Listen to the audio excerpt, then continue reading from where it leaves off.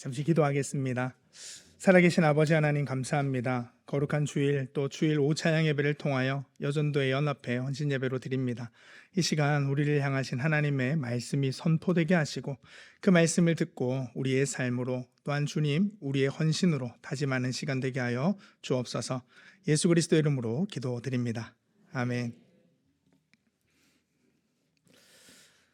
제가 오늘 부임 설교라고 이렇게 서 있는데 담임 목사님께서 그렇게 얘기하셨습니다. 이제 첫 설교이기도 하지만 이제 새벽 설교를 한 적이 있긴 있는데 강사와 같이 초청 강사와 같이 생각하고 이렇게 하는 걸로 이야기해 주셨는데요. 강사처럼 이렇게 유능하지 못하지만 또 오늘 하나님 말씀 앞에 우리가 모두 다 은혜 받는 귀한 시간이 될 수 믿습니다. 원래 전하는 자는 이제 분부받은 대로 전하지만 마음같이 잘 준비되면 제가 이렇게 죽을 써도 잘 받는 줄 믿습니다. 그리고 강사님들 꼭 와서 하는 얘기가 있더라고요. 강사님들 중에 가장 은혜를 끼치기 가장 첫 번째 중요한 거는 뭘까요? 짧게 해라. 네, 오늘 뒤에 순서도 많고 한데 제가 말씀을 한 30분 아니고요. 짧게 준비했으니까요. 함께 말씀을 나누려고 합니다. 우리나라 속담 중에 말에 관한 속담들이 꽤 많죠. 혹시 생각나는 말에 대한 속담이 있으세요? 그렇지. 가는 말이 고와야 오는 말이 곧다. 그렇죠. 그리고 또 뭐가 있어요? 그렇죠. 말 한마디로 청년빛을 갚는다. 그렇죠. 그리고 발 없는 말이 전리 간다. 말에 대한 속담이 굉장히 많습니다. 성경에도 보면 말에 대한 그리고 또 이제 입술에 대한 그런 이야기들이 꽤 많죠. 특별히 잠언서에 그런 내용들이 참 많이 있습니다. 우리는 말로써 여러 가지 상대방과의 소통, 관계를 맺고 살아갑니다. 우리나라의 속담에서처럼 말 한마디가 천냥빚을 갚기도 하고요.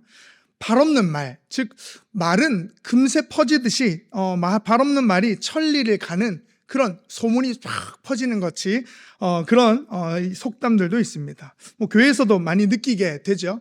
말 한마디가 사람을 살리기도 하고요. 분명히 우리 둘이 한 얘기인데 내일 가니까 다른 사람들이 다 알고 있어. 맞죠? 네. 교회에서 종종 일어나는 일입니다. 네. 그만큼 우리에게 있어서 말이라는 것은 참 사람을 살리기도 하고 때로는 공경에 처하기도 하고 구해내기도 하고 그런 말이 됩니다. 오늘 에베소서에도 그런 이야기를 좀 하려고 하는데요. 오늘 에베소서에 편지를 보낸 바울은 에베소 교회에 직면한 여러 가지 문제들 중에 에베소 교회 교인들이 에베소 교회에 있는 성도들이 그리스도인으로서의 그들의 정체성에 대한 명확한 그리고 그들의 명확한 확립을 위하여 먼저 이야기를 하고 있습니다. 1장에 보면 에베소 교회 성도들을 향하여서 너희는 그리스도인으로서 창세전에 하나님이 택하셔서 부르신 존재이다 라고 설명하고 있죠. 그리고 너희는 그리스도로 말미암아 그 피로 구원함을 받았다. 그리고 성령으로 말미암아 인치심을 받아서 너희는 지금 교회로 모였다. 즉 창세전에 하나님이 너희를 예정하셨고 그리스도께서 구원의 그 은혜 가운데 그 피값으로 너희를 사셨으며 성령의 인치심으로 너희는 교회로 모이게 되었다 라는 내용이 1장에 등장합니다. 그래서 서두부터 에베소 교회를 향하여서 사도 바울이 이야기하는 바는 너희는 하나님이 부르신 하나님의 사람 그리스도인이다 라는 것을 모든 교회 특별히 에베소 교회에게 말씀하고 있는 것이죠. 그 내용은 이전에 이 에베소 교회 사람들은 유대인들이 아니었습니다. 이방인들이었는데요. 예수를 알지 못할 뿐도 아니라 하나님도 모르던 사람들입니다. 그래서 이런 이방인들에게 너희는 이전에 2장으로 넘어오면 너희는 이전에 죄 가운데 죽었던 존재다라고 시작하여서 그들의 삶이 어떠했는지를 하나하나 짚어줍니다. 그러나 그 은혜로 구원받은 너희에 대하여서 쭉 이야기를 하면서 오늘 우리가 읽었던 4장의 내용까지 오늘 에베소 교회를 향하여서 이야기합니다. 특별히 우리가 익히 알고 있는 성경 구절인데요. 오늘 우리가 읽었던 25절 앞에 보면 이렇게 기록하고 있습니다. 제가 잠깐 읽어드리겠습니다. 4장 22절부터 읽어드리면요. 너희는 유혹의 욕심을 따라 썩어져가는 구습을 따르는 옛 사람을 벗어버리고 오직 너희의 심령이 새롭게 되어 하나님을 따라 의와 진리의 거룩함으로 지으심을 받은 새 사람을 입어라. 아멘. 즉 에베소 교회에 있는 성도들에게 옛사람, 이방인의 삶으로 살아왔던, 하나님을 모르고 살아왔던 삶의 옛 습관들, 그 습관으로 쫓아 살아갔던 자신의 존재를 다 부정하고 전 인격이 뒤집어져서 판이 뒤집어지듯 그리스도인으로서의 새로운 삶을 살아가라고 말씀합니다. 사실 옛사람을 벗어버리고 새사람을 입으라 라는 내용은 그저 옷을 벗고 입는 그런 내용이 아닙니다. 인격과 존재가 변했다는 겁니다. 세상이 뒤집어졌다는 겁니다. 예수 그리스도께서 이 땅 가운데에 인간의 몸을 입고 오심으로 말미암아 세상이 뒤집어졌습니다. 예수를 알지 못하던 세대와 예수를 믿고 따르는 세대로 세상의 판이 뒤집혔습니다. 그 예수를 따르는 사람의 존재도 바뀌었다라는 것이 에베소를 교회를 향한 바울의 메시지입니다. 너희도 바뀌었다. 너희의 전 존재가 뒤집어졌다. 그저 예전에 살아갔던 구습을 따르던 그런 이방인의 삶에서 그저 이제 다른 종교, 예수를 따르는 종교를 믿은 게 아니라 너희의 존재가 뒤집어졌다.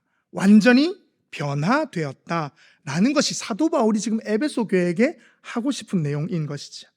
그러하니 오늘 24절 방금 제가 읽었던 하나님을 따라 의와 진리의 거룩함으로 지으심을 받은 새 사람을 입으라 라고 하는 이 내용은 그저 내가 열심히 살고 이방인처럼이 아니라 예수 믿는 종교적인 생활을 하는 것에 그치는 것, 때로는 도덕적으로 올바르거나 윤리적인 사람이 되어야 한다라는 지침을 가리키는 것이 아닙니다. 교회 다니면 조금 더 착하고 성실하고 정직해야 돼라는 정도에 그치는 것이 아니란 얘기죠. 왜 그러냐 하면 23절에 제가 읽어드렸듯이 너희는 너희의 심령이 새롭게 되었다. 성령으로 말미암아 너희의 존재가 완전히 바뀌었다. 뒤집어졌다. 세상 사람들과 같지 않다. 이방인으로 살아가던 예전의 삶과 같지 않다.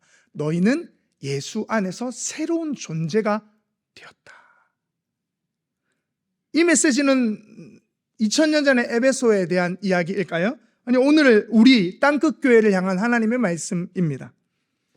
오늘 우리도 존재가 변했습니다. 예전에 살아가던 구습과 습관들만 변한 게 아니라요, 존재가 변했습니다. 그 전에 살아가던 생활 양식과 방식만 변한 게 아니라 우리의 삶 전체가 뒤집어졌습니다. 그것을 느끼는 것이 성령을 따라 살아가는 삶인 것이죠. 그렇다면 그 성령을 따라 살아가는 삶에 대해서 오늘 25절 우리가 읽었던 본문에서 이렇게 등장하는데요. 새로운 사람, 새 사람으로 살아가는 삶에 대하여서 이야기합니다. 오늘 25절에서 32절의 내용에 보면 하지 말아야 할 것, 그리고 해야 할 것 두 가지로 구분지어 이야기합니다. 먼저 하지 말아야 될 것에 대해서 이야기하는데요. 25절에 보면 이렇게 기록하죠. 거짓을 버리라. 그리고 26절에 보면 죄를 짓거나 분을 품지 말라. 27절에도 마귀에게 틈을 주지 말라. 28절에 보면 도둑질하지 말라. 29절에도 더러운 말을 하지 말라. 30절에 보면 하나님의 성령을 근심하게 하지 말라. 마지막 31절에 보면 모든 악독과 노함과 분냄과 떠드는 것과 비방하는 것을 버리라. 하지 말라. 라고 이야기합니다. 방금 이렇게 쭉 말씀드린 25절에서 31절의 내용들은 이방인으로서 세상에 살아가던 인간적인 자신의 삶을 채우기 위한 존재가 하는 것들입니다. 거짓말, 자신의 것을 탐심을 채우기 위해서 누구의 것을 빼앗는 것, 마귀에게 틈을 주어서 자신의 욕심을 부풀려 살아가는 것, 더러운 말을 함으로 인하여서 상대를 비방하는 일들, 그래서 자신을 조금 더 나은 사람처럼 보이게 하는 일들 말이죠. 그런 것들로 자신의 정체성을 찾으려고 하지 말라. 너희는 거룩함을 따라 부르심을 받은 존재다. 그런 것은 이미 이전의 너희의 존재에서 지나갔다라고 말합니다. 그 다음에 해야 할 것이 있습니다. 방금 전에 하지 말아야 될, 이방인으로서 이전에 살아가는 삶이라면 해야 할 것은요, 25절에 보면 각각 그 이웃을 더불어 참된 것을 말하라. 28절에 보면 가난한 자에게 구제하고 선한 일을 하라. 29절에 보면 오직 덕을 세우고 선한 말을 하여 은혜를 끼치라. 32절에 보면 서로 친절하게 하며 불쌍히 여기며 서로 용서하기를 하나님이 그리스도 안에서 너희를 용서하심과 같이 하라. 즉, 이 말은 하나님께서 그 아들 예수로 말미암아 그리스도인 된, 즉 그리스도를 따르는 사람들이 해야 할 덕목이며 살아가야 될 방식이라는 겁니다. 새롭게 된 존재가 그리스도인으로서 너희가 살아가야 될 것은 너희 주변을 잘 살피는 데 있다라고 이야기할 수 있겠죠. 이웃과 참된 것을 말하는 것, 가난한 자를 구제하고 선한 일을 하는 것, 덕을 세우고 선한 말을 하는 것, 은혜를 끼치는 것, 서로 친절하고 불쌍히 여기며 용서하고 그리스도 안에서 너희를 용서하신 그리스도와 같이 그렇게 하라는 것 말입니다. 나를 위해서 살아가던 인간이 이방인 된 그들의 존재가 나가 아니라 너와 나의 관계 가운데 우리를 묶어주신 그리스도 안에서 서로를 향한 존재가 되어가는 것, 그게 교회라고 말씀하고 있는 것이죠.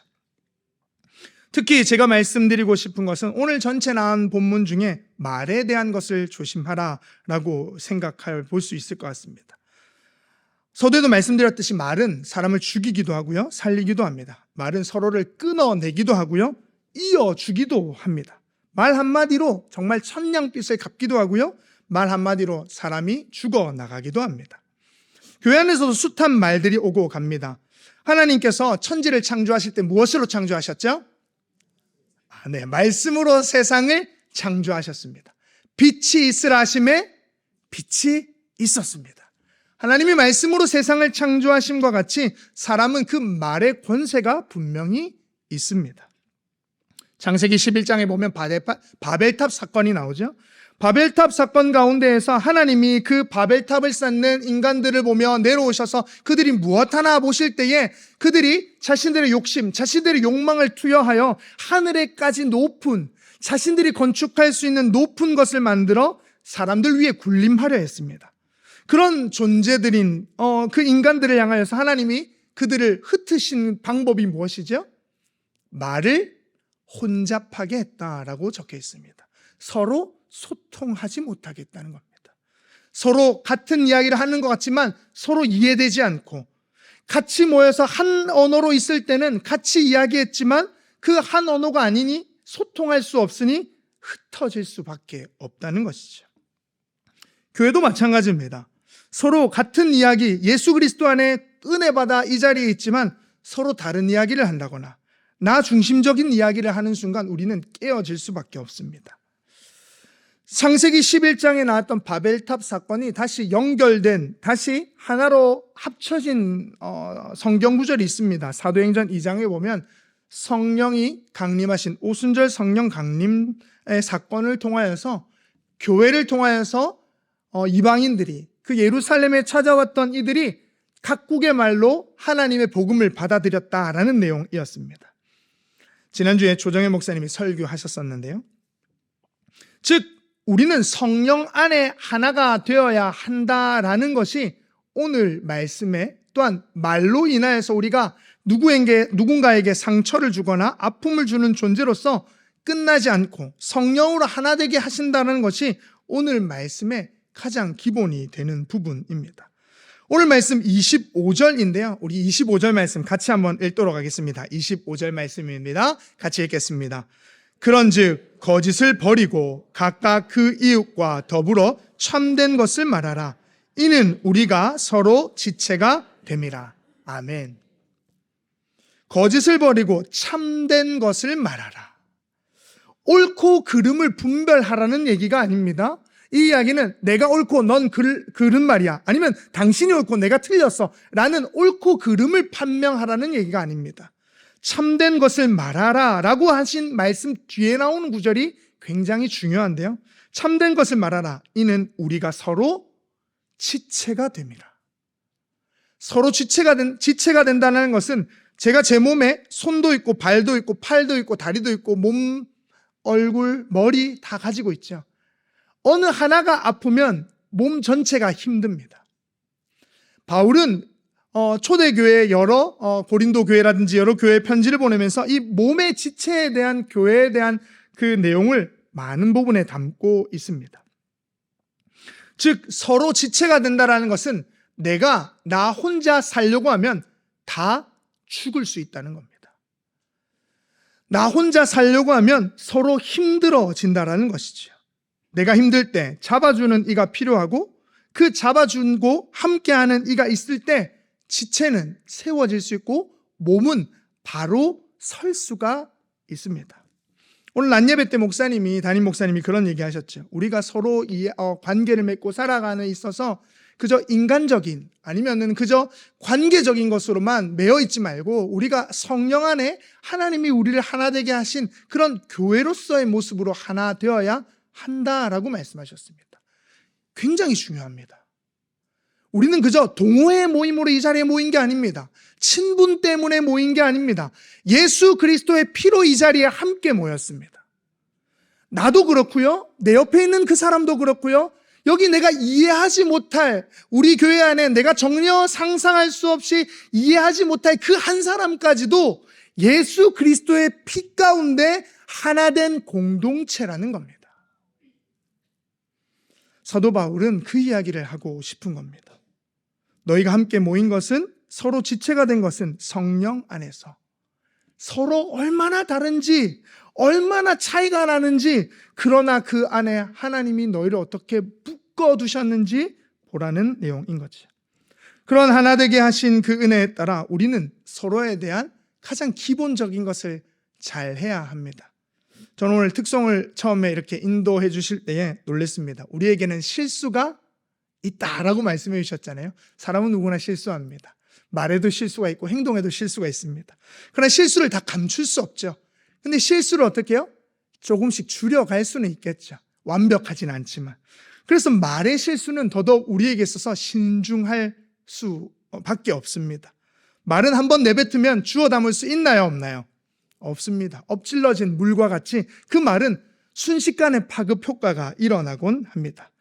설교 단상에서는 저도 마찬가지입니다. 설교를 한 번 하지만 이 설교 한 번이 이 말의 파급 효과는 엄청날 것입니다. 저 개인적인 어떠한 이야기를 한다거나 아니면 제 감정이 섞인 설교를 한다면 분명히 누군가는 그 마음을 알아듣고 판단하게 될 것입니다. 저는 오늘 누군가의 감정적이거나 누군가의 개인적인 이야기를 하고자 이 자리에 서 있지 않습니다. 오늘 우리 땅끝 교회를 향한 하나님의 말씀을 함께 나누고 싶는 것이죠. 그러하기에 말은 신중해야 합니다. 서로에게 상처를 줄 수 있는 말, 서로를 죽이는 말이 아니라 서로를 살리는 말을 해주시기를 간절히 부탁드립니다. 제가 가사를 좀 띄워달라고 말씀드렸었는데요. 우리 아이들 동요 중에 참 좋은 말이라는 동요가 있습니다. 그래서 제가 미리 반주자님께 이걸 부탁드렸어야 되는데 제가 부탁을 못 드려서 반주로 부르지 못하고 제가 짧게 부르면 혹시 가사가 뜰까요? 참 좋은 말이라는 가사인데요. 네, 잠깐 불러보겠습니다. 사랑해요 이 한마디 참 좋은 말 우리 식구 자고 나면 주고받는 말 사랑해요 이 한마디 참 좋은 말 엄마 아빠 일터 갈 때 주고받는 말 제가 잘 모르겠습니다. 반주를 하고 했어야 되는데 네, 이렇게 한번 웃고 가는 거죠. 네. 그 뒤에 가사만 읽어드릴게요. 이 말이 좋아서 온종일 신이 나지요. 이 말이 좋아서 온종일 일만 나지요. 이 말이 좋아서 온종일 가슴이 콩닥콩닥인데요. 사랑해요 이 한마디 참 좋은 말 나는 이 한마디가 정말 좋아요. 즉 네. 다음에는 노래를 한번 불러보겠습니다. 네. 즉 우리에게 있어서 말이라는 것은 사랑을 표현하고 감정을 표현할 수 있습니다. 그런데 그 말이 사실은 가시돋치게도 들리죠. 예수님께서도 이 말에 대한 내용을 하신 적이 있는데요. 마태복음 15장에 보면 바리새인들과 논쟁하는 가운데에 이런 이야기가 나옵니다. 제자들과 예수님께서 같이 이렇게 계실 때에 장로들이 바리새인들이 와서 이야기합니다. 왜 당신들의 제자들은 떡을 먹을 때 손을 씻지 않고 그 장로의 전통을 범합니까? 라고 지적합니다. 옳은 말이죠. 왜냐하면 그들의 삶의 규율, 삶에서 같이 해서 모세 때부터 이어오던 너무나도 중요한 규칙이었습니다. 손을 씻고 떡을 먹는 것 가장 중요했습니다. 그것을 어기는 것은 하나님의 법을 어기는 것입니다. 옳은 말입니다. 근데 예수님께서 무엇이라고 답변하셨냐면요, 우리 말씀 함께 PPT 뜰 텐데요, 15장 17절부터 함께 읽겠습니다.